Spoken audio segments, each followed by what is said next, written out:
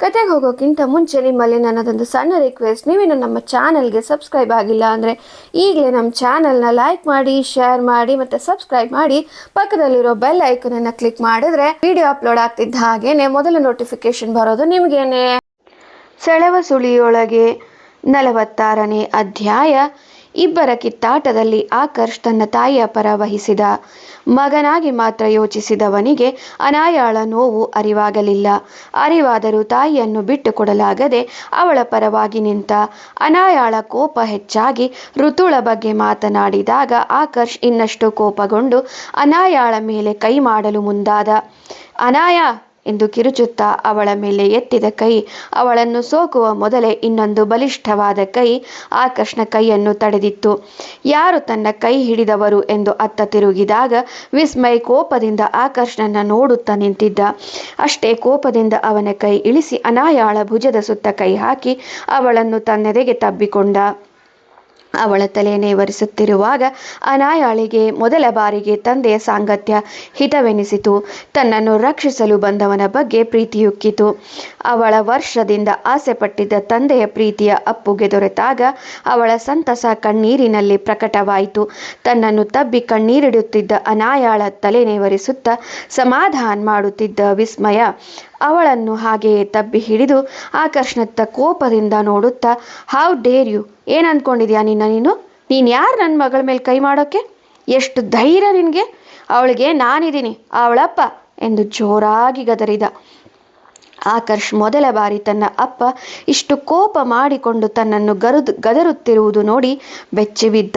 ಋತು ಸಹ ತನ್ನಿಂದಾಗಿ ಪರಿಸ್ಥಿತಿ ವಿಕೋಪಕ್ಕೆ ಹೋದದ್ದು ಮತ್ತು ವಿಸ್ಮಯನ ಕೋಪದ ನಡೆ ನೋಡಿ ಬೆದರಿದಳು.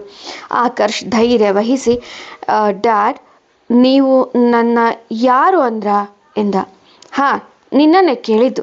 ನೀನು ನನ್ನ ಮಗನೇ ಇರ್ಬೋದು, ಆದರೆ ನನ್ನ ಮಗಳ ಮೇಲೆ ಕೈ ಮಾಡೋ ಹಕ್ಕು ನಿನಗಿಲ್ಲ. ನೆನಪಿಟ್ಕೊ, ಅವಳ ತಂಟೆಗೆ ಏನಾದರೂ ಬಂದರೆ ನಿನ್ನ ಸುಮ್ಮನೆ ಬಿಡಲ್ಲ. ಡ್ಯಾಡ್, ನಡೆದಿದ್ದಾರು ಏನು ಅಂತ ತಿಳ್ಕೊಳ್ಳಿ. ನಂತರ ಏನೋ ನಡೆದಿರೋದು ನನಗೂ ಎಲ್ಲ ಗೊತ್ತು. ಏನು ಯಾರಿಗಿಲ್ಲದ ಅಮ್ಮ ನಿನಗೊಬ್ಳೇನಾ ಇರೋದು? ಹೌದಪ್ಪ, ಎಲ್ರಿಗೂ ಅವ್ರವ್ರ ತಾಯಿ ಅಂದರೆ ಹೆಚ್ಚು. ನಿನಗೆ ಹೇಗೆ ಅನಾಯ ಋತುನ ಆಡಿಕೊಂಡಿದ್ದಕ್ಕೆ ಕೋಪ ಬಂತೋ ಹಾಗೇನೆ ಅನಾಯಾಗೂ ಋತು ರಾಶಿಕಾಳನ್ನು ಆಡಿಕೊಂಡಿದ್ದಕ್ಕೆ ಕೋಪ ಬಂತು. ಹಾಗಂತ ತಾಯಿ ಮಾಡುವ ತಪ್ಪನ್ನು ಖಂಡಿಸಲು ಆಗದೆ ಹೋದರೆ ಸುಮ್ಮನೆ ಇರು. ಹೆಂಡತಿ ಆಗೋಳ ಮೇಲೆ ಕೈ ಮಾಡೋಕೆ ಮುಂದಾದಿಯಲ್ಲ, ಛೆ, ನೀನೊಬ್ಬ ಗಂಡಸ. ಡ್ಯಾಡ್, ಅದು ಹಾಗಲ್ಲ, ಅದು Anaya. I said shut up. ಏನೋ ಅವಳೇನೋ ಮಾಡಿದ್ದು? ಬೇಡ ಅಂತಿದ್ರು ಒತ್ತಾಯ ಮಾಡ್ತಿದ್ದು ನಿಮ್ಮಮ್ಮ. ತನ್ನ ಪಾಡಿಗೆ ತಾನು ಹೋಗುವೆ ಎಂದರು ಕೇಳದೆ ತಡೆದು ರಾದ್ಧಾಂತ ಮಾಡಿದ್ದು ನಿನ್ನಮ್ಮ. ಹೆಚ್ಚು ಮಾತುಗಳು ವಾದಗಳು ಬೇಡ, ಇಲ್ಲಿಗೆ ಮುಗಿಯಲಿ ಎಂದು ನಿರ್ಧರಿಸಿ ಹೊರಟವಳನ್ನ ಹೋಗೊಡದೆ ಅಷ್ಟು ತಡೆಯುವ ಅಗತ್ಯವಾದರೂ ಏನಿತ್ತು? ನಿನಗೆ ಧೈರ್ಯ ಅಲ್ವಾ ನಿನ್ನಮ್ಮನಿಗೆ ಬುದ್ಧಿ ಹೇಳುವಷ್ಟು? ಬಂದುಬಿಟ್ಟ ದೊಡ್ಡ ಗಂಡಸಿನ ಹಾಗೆ ಹೆಣ್ಮಗು ಮೇಲೆ ಕೈ ಮಾಡೋಕೆ. ನಿಜವಾದ ಗಂಡಸಾದರೆ ತಪ್ಪು ಇದ್ದಲ್ಲಿ ತಿದ್ದು, ಆದರೆ ಹೀಗೆ ಹಿಂದು ಮುಂದೆ ನೋಡದೆ ಯೋಚಿಸದೆ ಕೈ ಮಾಡಲು ಮುಂದಾಗಬೇಡ. ಡ್ಯಾಡ್, ಐ ಆಮ್ ಸಾರಿ, ಅದು ಮಮ್ಮಿ ಅನಾಯ ಎಂದು ತಡವರಿಸಿದ. ಬಾಯ್ ಮುಚ್ಚೋ, ನಿಮ್ಮಮ್ಮ ಏನು ಸಾಚಾನ? ಇಷ್ಟೆಲ್ಲ ನಡೆಯುತ್ತಿದ್ದರೂ ಸುಮ್ಮನೆ ನಿಂತಿದ್ದಳಲ್ಲ, ಅವಳಿಗೆ ಬುದ್ಧಿ ಬೇಡವಾ? ಕೈ ಎತ್ತಿದ ಮಗನನ್ನು ತಡೆಯೋದು ಬಿಟ್ಟು ಏನು ತಮಾಷೆ ನೋಡ್ತಿದ್ಲ? ಇನ್ನೊಂದು ಸಾರಿ ಹೇಳ್ತೀನಿ, ಸರಿಯಾಗಿ ಕೇಳಿಸ್ಕೊ. ಅನಾಯಳಿಗೆ ಸ್ವಲ್ಪ ನೋವಾದರೂ ನಾನು ಸುಮ್ಮನೆ ಇರಲ್ಲ ಎಂದವನು ಋತುಳೆಡೆ ತಿರುಗಿ ಇನ್ನಷ್ಟು ಕೋಪದಿಂದ, ಏನೇ ನೋಡ್ತಾ ನಿಂತಿದ್ಯಾ? ನಾನೆಲ್ಲ ಕೇಳಿಸ್ಕೊಂಡಿದ್ದೀನಿ. ಏನೆಲ್ಲ ಅಂದೆ, ಹೇಗೆಲ್ಲ ಅವಳನ್ನು ಕೆಣಕ್ದೆ ಅಂತ. ಎಷ್ಟೇ ನಿನ್ನ ಕೊಬ್ಬು. ಯಾಕೆ ಎಲ್ಲರೂ ನೀನು ಹೇಳಿದ ಹಾಗೆ ನೀನು ಬಯಸೋ ಹಾಗೆ ಇರಬೇಕು? ನಿನಗೆ ಮನಸ್ಸು ಇರೋ ಹಾಗೆ ಇನ್ನೊಬ್ಬರಿಗೂ ಇದೆ, ಅವರಿಗೂ ನೋವಾಗುತ್ತೆ.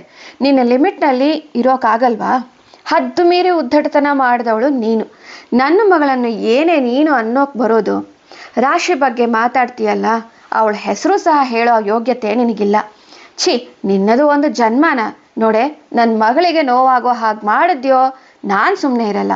ಈ ವಿಸ್ಮಯ್ ಕೈಲಾಗದವನು ಅನ್ಕೋಬೇಡ, ಮೈಂಡ್ ಇಟ್ ಎಂದನು. ಮತ್ತೆ ಆಕರ್ಷ್ ಕಡೆ ನೋಡುತ್ತಾ, ನೋಡು, ನೀನು ನನ್ನ ಮಗನೇ, ಆದರೆ ತಪ್ಪು ಮಾಡಿದಾಗಲೂ ನಿನ್ನ ಪರ ವಹಿಸ್ತೀನಿ ಅಂತ ಮಾತ್ರ ತಿಳಿಬೇಡ ಎಂದವನು. ಮತ್ತೆ ಋತುಗೆ, ಸದ್ಯ ನನ್ನ ಮಗನಿಗೆ ನಿನ್ನ ಕೆಟ್ಟ ಬುದ್ಧಿ ಕೆಲಸಿಲ್ಲವಲ್ಲ, ನೀನು ಕಲಿಸಲು ಬಂದರೂ ನಾನು ಬಿಡುತ್ತಿರಲಿಲ್ಲ ಎಂದವನೇ ಅನಾಯಾಳನ್ನು ಇನ್ನಷ್ಟು ತಬ್ಬಿಕೊಂಡ. ನಡಿ ಮಗಳೇ, ಮನೆಗೆ ಹೋಗೋಣ, ಇಲ್ಲಿರೋದು ಬೇಡ. ಇಬ್ಬರು ತಾಯಿ ಮಗ ಏನಾದರೂ ಮಾಡ್ಕೊಳ್ಳಿ. ಬಾಮ್ಮ, ನಿನಗೆ ನಾನಿದ್ದೀನಿ ಎನ್ನುತ್ತಾ ಅವಳನ್ನು ಕರೆದುಕೊಂಡು ಹೋದ. ಅನಾಯಾಳಿಗೆ ಅದಾಗಲೇ ಅವನ ಭರವಸೆಯ ಮಾತುಗಳು ಪ್ರೀತಿಭರಿತ ಅಪ್ಪುಗೆ ಮೂಡಿಸಿದ ಸುರಕ್ಷತೆಯ ಭಾವ ಇನ್ನಷ್ಟು ಮುದಗೊಳಿಸಿದವು. ಅನಾಯ ಮೌನಕ್ಕೆ ಶರಣಾಗಿದ್ದಳು. ವಿಸ್ಮಯ್ ಅವಳನ್ನು ಕಾರಿನಲ್ಲಿ ಕೂರಿಸಿಕೊಂಡು ಮನೆಯ ಕಡೆಗೆ ಹೊರಟ. ಅನಾಯ ತನ್ನ ನೆನಪಿನ ನದಿಯಲ್ಲಿ ಮುಳುಗಿದ್ದಳು. ಆಗ ಅವಳಿಗೆ 6 ಅಥವಾ 7 ವರ್ಷ ಇರಬಹುದು. ಸಹಜವಾಗಿ ಮಕ್ಕಳ ಜೊತೆ ಆಟವಾಡಲು ಹೋಗಿದ್ದಳು. ಆಟವಾಡುತ್ತಾ ಒಂದು ಮಗು ಕೆಳಗೆ ಬಿದ್ದು ಪೆಟ್ಟು ಮಾಡಿಕೊಂಡಾಗ ಅದು ಅನಾಯಾಳನ್ನು ದೂರಿತು. ಅನಾಯಾಳದು ತಪ್ಪಿರಲಿಲ್ಲ. ಮಗುವಿನ ಜೊತೆ ವಾದ ನಡೆದಾಗ ಆ ಮಗುವಿನ ನೋವಿಗೆ ಸ್ಪಂದಿಸುತ್ತಾ ಅದರ ಅಪ್ಪ ಬಂದು ಮಗುವನ್ನು ಎತ್ತಿಕೊಂಡು ಸಮಾಧಾನ ಮಾಡುತ್ತಾ ನೀಡುತ್ತಿದ್ದ ಸುರಕ್ಷತೆಯ ಭಾವ ಬೆಚ್ಚಗಿನ ಅಪ್ಪುಗೆ ಎಲ್ಲವನ್ನು ನೋಡುತ್ತಾ ಅನಾಯ ಸ್ತಬ್ಧಳಾದಳು. ಅವಳಿಗೂ ಅಪ್ಪನ ಆಸರೆ ಬೇಕೆನಿಸಿ ಅದೇ ಮನುಷ್ಯನ ಬಳಿಗೆ ಕೈ ಚಾಚಿದಾಗ ಅವಳನ್ನು ದೂಡಿ ನಿನ್ನ ಅಪ್ಪನ ಹತ್ರ ಹೋಗು ಎಂದು ಬುರುಸಾಗಿ ನುಡಿದದ್ದು ಕೇಳಿ ಬೇಸರದಿಂದ ಮನೆಗೆ ಹಿಂದಿರುಗಿದ್ದಳು. ಹೀಗೆ ಒಂದೆರಡು ಘಟನೆಗಳು ಪುನರಾವರ್ತನೆಯಾಗಿದ್ದವು. ಪ್ರತಿ ಮಗುವಿಗೂ ತಂದೆ ಇರುವುದು, ತಂದೆಯೊಡನೆ ಅವರಾಡುವ ಮುದ್ದು ಮಾತಿಗೆ ಅವನ ಪ್ರತಿಕ್ರಿಯೆ, ಆಟ ಪಾಠ, ಹೀಗೆ 10 ಹಲವು ವಿಷಯಗಳು ಅನಾಯಾಳಿಗೆ ತನ್ನ ಅಪ್ಪನನ್ನು ನೆನೆಯುವಂತೆ ಮಾಡುತ್ತಿದ್ದವು. ಅಪ್ಪ ಗೊತ್ತಿಲ್ಲದವಳು ಎಂದು ಸಮಾಜ ಮೂದಲಿಸಿದಾಗಲೂ ಕಾಣದ ಅಪ್ಪನ ಮೇಲೆ ಪ್ರೀತಿಯುಕ್ಕುತ್ತಿತ್ತೇ ಹೊರತು ತಾಯಿಯ ನೋವಿನ ಹಿಂದೆ ಅದೇ ಅಪ್ಪ ಇದ್ದ ಎನ್ನುವುದು ತಿಳಿದಿರಲಿಲ್ಲ. ತನ್ನದೇ ಆಲೋಚನೆಯಲ್ಲಿ ಮುಳುಗಿದ್ದ ಅನಾಯಾಳನ್ನು ಎಚ್ಚರಿಸುತ್ತಾ ವಿಸ್ಮಯ್, ಅನಾಯ, ಏನು ಯೋಚಿಸ್ತಿದೀಯಾ? ಆಕರ್ಷ್ ಬಗ್ಗೆನಾ? ಐ ಆಮ್ ಸಾರಿ ಕಂದ, ಅವನ ಪರವಾಗಿ ನಾನು ಕ್ಷಮೆ ಕೇಳ್ತೀನಿ ಎಂದ. ಅದರ ಅಗತ್ಯವಿಲ್ಲ. ಅವನಿಗೆ ಸರಿ ಎನಿಸಿದ್ದು ಮಾಡಲು ಮುಂದಾದ. ಆದರೆ ಅಲ್ಲಿ ಸರಿ ತಪ್ಪು ಎಂಬ ವಿಮರ್ಶೆಗಿಂತ ನಮ್ಮ ಕೃತಿ ನಮ್ಮ ಹಿಡಿತದಲ್ಲಿ ಇರಬೇಕಿತ್ತು ಎನ್ನುವುದು ನಿಜ. ಆದರೆ ಅವನು ಕೈ ಮಾಡ ಹೊರಟದ್ದು ತಪ್ಪು. ಏನೇ ಇರಲಿ, ಎಷ್ಟೇ ಕೋಪ ಇರಲಿ, ಯಾರ ಮೇಲೂ ಕೈ ಮಾಡೋ ಹಕ್ಕು ಇರುವುದಿಲ್ಲ. ಋತುಳ ವರ್ತನೆ ಮಿತಿಯಲ್ಲಿ ಇದ್ದಿದ್ದರೆ ಹೀಗಾಗುತ್ತಿರಲಿಲ್ಲ. ಬಹುಶಃ ನಾನು ಅತಿಯಾಗಿ ಮಾತನಾಡಿದೆ ಅನ್ಸುತ್ತೆ. ಎಲ್ಲ ರಾಶಿಯ ಹಾಗೆ ಯೋಚಿಸ್ತೀಯ ನೀನು. ಅವಳು ಹೀಗೆ ತನ್ನ ತಪ್ಪು ಇರದೇ ಹೋದ್ರೂ ತನ್ನಿಂದ ತಪ್ಪಾಗಿದೆ ಅನ್ನೋ ಹಾಗೆ ನೊಂದುಕೊಳ್ಳುತ್ತಾಳೆ. ಅಷ್ಟು ಅತಿಯಾದ ಒಳ್ಳೆಯತನ ಒಳ್ಳೆಯದಲ್ಲ. Thank you. ಯಾವ ವಿಷಯಕ್ಕೆ ಥ್ಯಾಂಕ್ ಯು ಹೇಳ್ತಿದ್ಯಾ? ನಾನು ಬಂದು ಕಾಪಾಡಿದ್ರಲ್ಲ, ಬೀಳುವ ಏಟಿನಿಂದ ತಪ್ಪಿಸಿದ್ರಿ. ಅದು ನನ್ನ ಕರ್ತವ್ಯ. ನಾನು ಅದಾಗಲೇ ಅಲ್ಲಿ ಬಂದಿದ್ದೆ. ಆಫೀಸ್ಗೆ ಹೋದ ನಂತರ ಯಾವುದೋ ಒಂದು ಫೈಲ್ ಮರೆತದ್ದು ನೆನಪಾಗಿ ಮರಳಿ ಬಂದೆ. ಆಗಲೇ ಋತು ಮತ್ತು ನಿನ್ನ ಮಾತುಗಳು ಕೇಳಿಸಿದವು. ಬಂದು ತಡೆಯುವ ಎಂದುಕೊಳ್ಳುವಾಗ ನೀನು ಹೊರಬರುವುದು ತಿಳಿಯಿತು. ಹೊರ ಬಂದಾಗ ಮಾತನಾಡಿಸೋಣ ಅಂತಿದ್ದೆ. ನನಗೆ ಋತು ಮುಖ ನೋಡಲು ಇಷ್ಟವಿಲ್ಲ. ಹಾಗಾಗಿ ಮುಂದೆ ಬರದೆ ನಿಂತಿದ್ದೆ. ಆಕರ್ಷ ಆದರೂ ತಡೆಯುವ ಅಂದರೆ ಅವನು ಬೇರೆ ರೀತಿಯಲ್ಲಿ ವರ್ತಿಸಿದಾಗ ನನಗೆ ಕೋಪ ಬಂದು ಮುಂದೆ ಬಂದೆ. ನಿಮಗೆ ಗೊತ್ತಾ, ಇಂತಹ ಎಷ್ಟೋ ಸನ್ನಿವೇಶಗಳು ನನ್ನ ಜೀವನದಲ್ಲಿ ಬಂದು ಹೋಗಿವೆ. ಆಗೆಲ್ಲ ನನ್ನ ರಕ್ಷಿಸಲು ನಮ್ಮಪ್ಪ ಬಂದೇ ಬರುತ್ತಾರೆ ಎಂದು ದಾರಿ ನೋಡಿದ್ದೇ ಬಂತು. ಆದರೆ ಯಾರೂ ಬರಲಿಲ್ಲ. ಆಗೆಲ್ಲ ಬಹಳ ನೋವಾಗೋದು. ಜನರ ಹಿಂಸೆ ಭರಿತ ಮಾತಿಗಷ್ಟೇ ಸೀಮಿತವಾಗಿದ್ದರೆ ಹೇಗೋ ಸಹಿಸಬಹುದು. ಆದರೆ ಹೀಗೆ ಹಲ್ಲೆ ಮಾಡಲು ಬಂದವರು ಎಷ್ಟೋ ಜನ. ತಪ್ಪಿಸಿಕೊಂಡದ್ದೂ ಇದೆ, ತಪ್ಪಿಸಿಕೊಳ್ಳಲು ಆಗದೆ ಏಟು ತಿಂದದ್ದೂ ಇದೆ. ಏನ್ ಹೇಳ್ತಿದ್ಯಾ ಅನಾಯ? ನಿನ್ ಮೇಲೆ ಏಟುಗಳೇ? ರಾಶಿಗೆ ಇದೆಲ್ಲ ಗೊತ್ತಿತ್ತಾ? ಅವಳು ಸುಮ್ಮನೆ ಇದ್ಲಾ? ನಾನು ಹಲವಾರು ನನ್ನ ನೋವುಗಳನ್ನು ಅಮ್ಮನಿಗೆ ಹೇಳಿಯೇ ಇಲ್ಲ.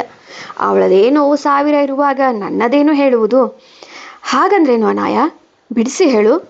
ನಿಮಗೆ ತಾಳ್ಮೆ ಇದೆನಾ ಸರ್? ನಾನು ನನ್ನ ಸಂಪೂರ್ಣ ಕತೆ ಹೇಳಿದರೆ ಕೇಳೋವಷ್ಟು? ಅನಾಯ, ಎಲ್ಲ ತಂದೆಯರಿಗೆ ತಮ್ಮ ಮಕ್ಕಳು ಮುನಿಸು, ತುಂಟ ಮಾತು, ಅಕ್ಕರೆಯ ಮುದ್ದಾದ ಮಾತು ಎಲ್ಲವೂ ಕೇಳಲು ಹಿತವೇ. ಚಿಕ್ಕವರಿದ್ದಾಗ ಮಕ್ಕಳ ಅದೆಷ್ಟೋ ಅಸಂಬದ್ಧ ಮಾತುಗಳಿಗೆ ಕಿವಿಯಾಗುವ ತಂದೆ ತಾಯಿಗಳು ಮಕ್ಕಳು ಬೆಳೆದ ನಂತರ ಅವರ ಮನದಾಳದ ನೋವಿಗೆ, ಸಂತಸದ ಮಾತಿಗೆ ಹೆಚ್ಚು ಕಿವಿಗೊಡುವುದಿಲ್ಲ. ಅದೇಕೋ ನನಗೇ ಇನ್ನೂ ಅರ್ಥವಾಗದ ವಿಷಯ. ನಾನು ಆಕರ್ಷ್ನ ಬಾಲ್ಯವನ್ನು ಮನಪೂರ್ವಕವಾಗಿ ಸಂಭ್ರಮಿಸಿದೆ. ನನ್ನ ಸ್ವಂತ ಮಗನೇ ಎನ್ನುವ ಹಾಗೆ ಬೆಳೆಸಿದೆ. ಯೌವನಕ್ಕೆ ಕಾಲಿಟ್ಟಾಗ ಅವನಿಗೆ ಆತ್ಮೀಯ ಸ್ನೇಹಿತನ ಹಾಗಿದ್ದೆ. ಈಗಲೂ ಸಹ ಈಗ ನನ್ನ ಸ್ವಂತ ಮಗಳು ಎದುರು ಇರುವಾಗ ಅವಳಿಗೆ ಅಪ್ಪನಾಗಿ ಅಲ್ಲದೆ ಹೋದರೂ ಒಬ್ಬ ಸ್ನೇಹಿತನಾಗಿ ಅವಳ ಮಾತಿಗೆ ಕಿವಿಯಾಗಲಾರೆನೆ. ಹೇಳು ಅನಾಯ, ನಾನು ನಿನ್ನ ಸ್ನೇಹಿತ ಎಂದುಕೊಂಡು ಹೇಳು. ನೀವೇನೋ ಸುಲಭವಾಗಿ ನನ್ನನ್ನು ಮಾಮ್ನನ್ನು ಬಿಟ್ಟು ಹೋದಿರಿ. ನಿಮಗೂ ಸಹ ಕಷ್ಟವಾಗಿರಬಹುದು, ನಂತರ ಪಶ್ಚಾತ್ತಾಪ ಪಟ್ಟಿರಬಹುದು. ಆದರೆ ನಮ್ಮನ್ನು ಈ ಸಮಾಜ ಹೇಗೆ ನಡೆಸಿಕೊಂಡಿದೆ ಎಂಬುದು ನಮಗೆ ಮಾತ್ರ ಗೊತ್ತು. ಅಮ್ಮ ಯಾವಾಗಲೂ ನನಗೆ ಉತ್ತಮ ಭವಿಷ್ಯ ಕೊಡುವಲ್ಲಿ ಹಾಗೂ ತಂದೆ ತಾಯಿ ಎರಡೂ ಆಗಿ ಬೆಳೆಸುವಲ್ಲಿ ಕಳೆದು ಹೋಗಿದ್ದಳು. ಅವಳನ್ನು ಬಾಯಿಗೆ ಬಂದ ಹಾಗೆ ಅನ್ನುವ ಜನರಿದ್ದರೂ ಅವಳು ಕಿವುಡಿಯಾಗಿದ್ದಳು. ಅವರು ಕೇಳುವ ಪ್ರಶ್ನೆಗೆ ಮೂಗಿಯಾಗಿದ್ದಳು. ಎಲ್ಲ ಹೆಂಗಸರು ಮಾಡುವ ಭೀಮನ ಅಮಾವಾಸ್ಯೆಯ ಪೂಜೆ ನೋಡಿ ತನಗೆ ಆ ಭಾಗ್ಯವಿಲ್ಲವಲ್ಲ ಎಂದು ಕೊರಗದೆ ಕಣ್ಣಿದ್ದು ಕುರುಡಿಯಾದಳು. ಸಹಸ್ರಾರು ಆನೆಗಳ ಬಲವನ್ನು ಹೊತ್ತು ಸಮಾಜದ ಕುಹಕವನ್ನು ವ್ಯಂಗ್ಯವನ್ನು ಮೆಟ್ಟಿ ನಿಂತಳು. ಒಬ್ಬ ಗಂಡಸು ಮದುವೆಯಾಗಿರಲಿ ಅಥವಾ ಆಗದಿರಲಿ, ತಾನು ಹೆತ್ತ ಮಗುವನ್ನು ಒಂಟಿಯಾಗಿ ಸಾಕುವಾಗ ಅವನಿಗೆ ಅದೇ ಸಮಾಜ ಸಹಾಯ ಮಾಡುತ್ತದೆ. ಅದೇ ಒಬ್ಬ ಹೆಣ್ಣು ಮದುವೆಯಾದರೂ ಅಥವಾ ಆಗದೇ ಇದ್ದರೂ ಮಗು ಹೆತ್ತು ಒಂಟಿಯಾಗಿ ಬೆಳೆಸುವಾಗ ಬಿರುನುಡಿಗಳನ್ನೇ ಸದಾಕಾಲ ಉಣಬಡಿಸುತ್ತದೆ. ಸಮಾಜದ ಬಾಯಿಗೆ ಸತತವಾಗಿ ಆಹಾರವಾಗುತ್ತಿದ್ದರೂ ಹೆಣ್ಣು ಎದೆಗುಂದದೆಯೇ ಸಾಗುತ್ತಾಳೆ. ಆದರೆ ಅವಳ ಮಕ್ಕಳಿಗೆ ಮಾತ್ರ ಪ್ರತಿದಿನ ಶೋಷಣೆ ತಪ್ಪದು. ಅವಳ ಗಡಸುತನಕ್ಕೋ ಅಥವಾ ಇನ್ನಾವುದೇ ಕಾರಣಕ್ಕೋ ಅವಳೆದುರು ಆಡಲು ಧೈರ್ಯವಿಲ್ಲದೆ ಬಾಲ ಮುದುಡಿಕೊಂಡು ಇರುತ್ತಾರೆ. ಆದರೆ ಅವಳ ಅಮಾಯಕ ಮಕ್ಕಳ ಮೇಲೆ ತಮ್ಮ ಕೋಪ ಹಠ ತೀರಿಸಿಕೊಂಡು ವಿಕೃತ ಆನಂದ ಪಡುತ್ತಾರೆ. ಮೊದಲೇ ತಂದೆಯ ಪ್ರೀತಿ ಸಿಗದೆ ತಾಯಿ ಇದ್ದರೂ ಅವಳ ಅನುರಾಗ ಸದಾಕಾಲ ಸಿಗದೆ ಬಳಲಿದ ನಮ್ಮಂತಹ ಮಕ್ಕಳನ್ನು ಈ ಕೆಟ್ಟ ಸಮಾಜ ನೋಡುವುದು ಬೇರೆ ದೃಷ್ಟಿಯಿಂದ. ಅಂತಹ ನತದೃಷ್ಟ ಮಕ್ಕಳಲ್ಲಿ ನಾನು ಒಬ್ಬಳಾಗಿ ಬೆಳೆದೆ. ಚಿಕ್ಕಂದಿನಲ್ಲಿ ನನ್ನ ಓರಗೆಯ ಮಕ್ಕಳ ತಂದೆಯರನ್ನು ಕಂಡಾಗ ನನಗೂ ಅಪ್ಪ ಬೇಕು ಎನಿಸುತ್ತಿತ್ತು. ಹತ್ತಿರ ಹೋದರೆ ಅನಿಷ್ಟ ಎಂದು ದೂರ ತಳ್ಳಿದವರೇ ಹೆಚ್ಚು. ಮಕ್ಕಳ ಜೊತೆ ಜಗಳವಾದರೆ ನನ್ನ ತಪ್ಪು ಇರದೇ ಹೋದರೂ ನನಗೆ ಏಟು ಕೊಟ್ಟು ತಮ್ಮ ಮಕ್ಕಳನ್ನು ರಮಿಸಿ ಹೊತ್ತುಕೊಂಡು ಹೋಗುತ್ತಿದ್ದರು. ಆಗ ನೋವಿನಲ್ಲಿ ಮುಳುಗುತ್ತಿದ್ದ ನನ್ನನ್ನು ಆದರಿಸುವವರು ಯಾರೂ ಇರುತ್ತಿರಲಿಲ್ಲ. ನಾನು ತಿರುಗಿ ಬಿದ್ದಾಗ ನಿಂದನೆಗಳ ಸುರಿಮಳೆ ಆರಂಭವಾಯಿತು. ಸಹಿಸಿ ಸಹಿಸಿ ನನಗೂ ಸಾಕಾಗಿತ್ತು. ಅಮ್ಮನನ್ನು ಅಪ್ಪನ ಬಗ್ಗೆ ಕೇಳಿದಾಗೆಲ್ಲ ಇಲ್ಲವೆಂಬ ಉತ್ತರದಿಂದ ರೋಸಿ ಹೋಗಿ ಹೆತ್ತವಳನ್ನೇ ದ್ವೇಷಿಸತೊಡಗಿದೆ. ನನ್ನದೇ ನೋವಲ್ಲಿ ಇರುವಳೆಂದು ಅರಿಯದೆ ಬಾಯಿಗೆ ಬಂದ ಹಾಗೆ ನಿಂದಿಸಿ ಅವಳಿಂದ ದೂರ ಹೋಗಲು ನೋಡಿದ ನನಗೆ ನಿಜವಾದ ಜೀವನದ ಅರ್ಥವೇನೆಂದು ತಿಳಿದು ಅವಳ ಬಳಿ ಮರಳಿ ಬಂದೆ. ಆಗಲೇ ನಾನು ನಿರ್ಧರಿಸಿದ್ದೆ, ನಾನು ಎಷ್ಟೇ ನೋವಾದರೂ ಅಮ್ಮನಿಗೆ ನೋವು ಕೊಡಬಾರದು, ಹಾಗೆ ಅಪ್ಪ ಯಾರೆಂದು ಕೇಳಬಾರದು ಎಂದು. ಅದರಂತೆ ಇಷ್ಟು ವರ್ಷ ಜೀವನ ಸಾಗಿಸಿದೆವು.